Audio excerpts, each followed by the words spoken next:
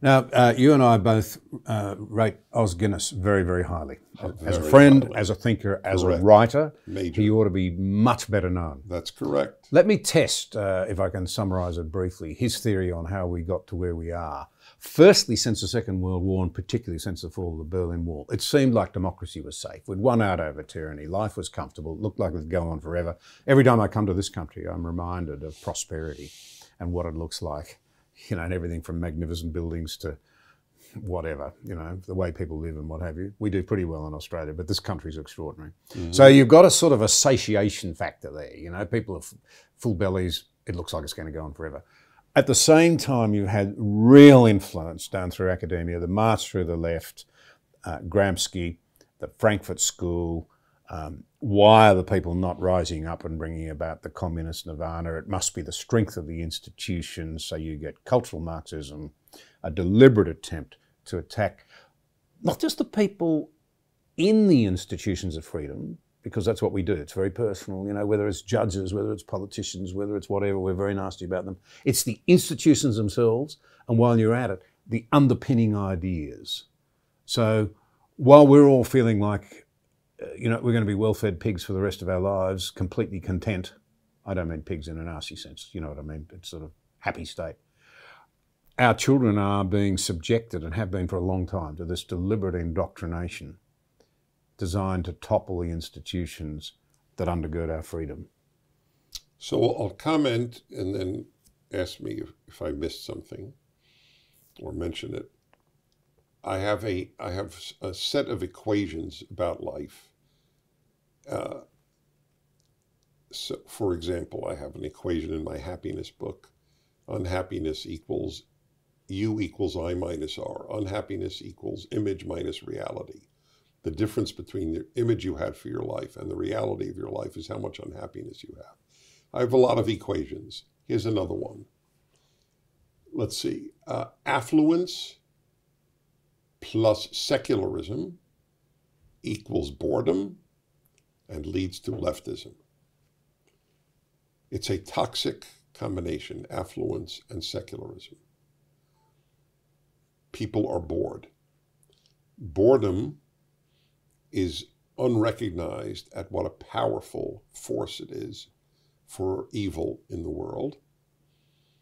What was it, the old saying? The devil finds work for idle hands? Yes, that's right. That's right. And that is entirely accurate.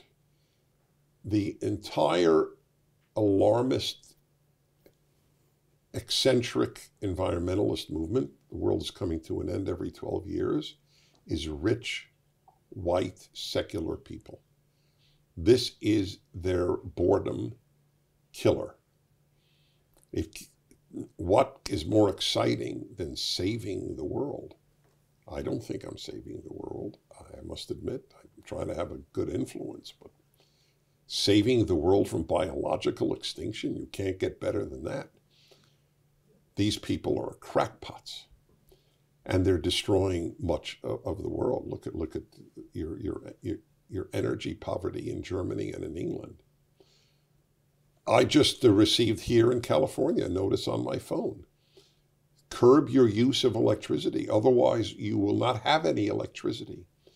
In one of the richest places on earth, California, USA, in the first quarter of the 21st century, there's not enough power to power air conditioning.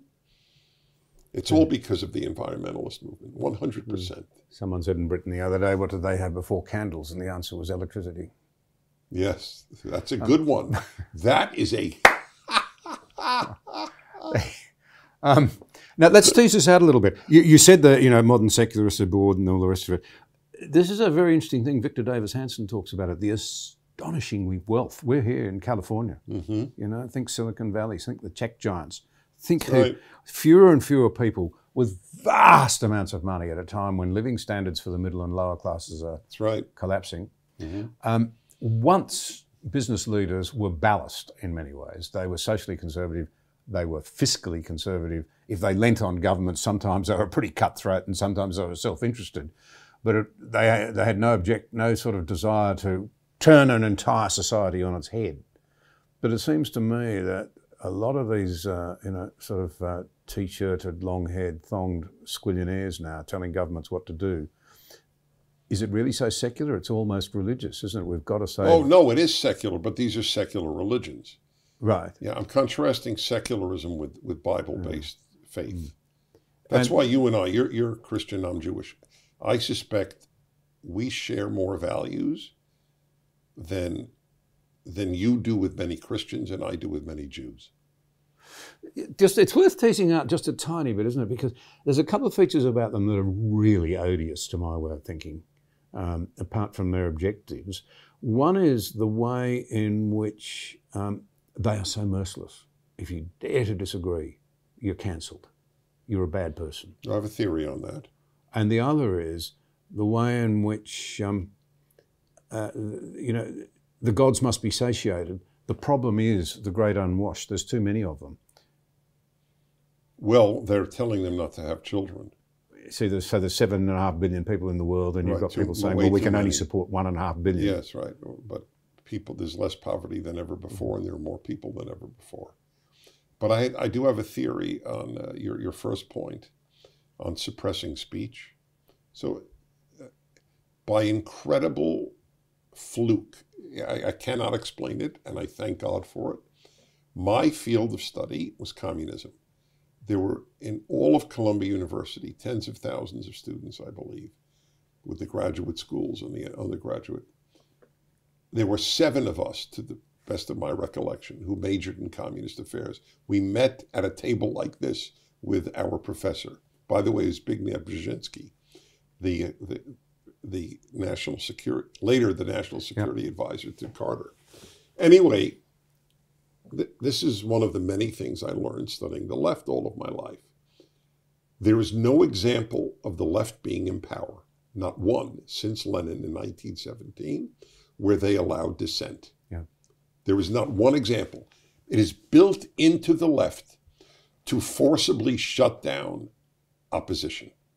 You must be loyal to the party. That's right. Leftism is totalitarian in its nature. Non-totalitarian leftism is liberalism. There is no connection between liberal values and left-wing values.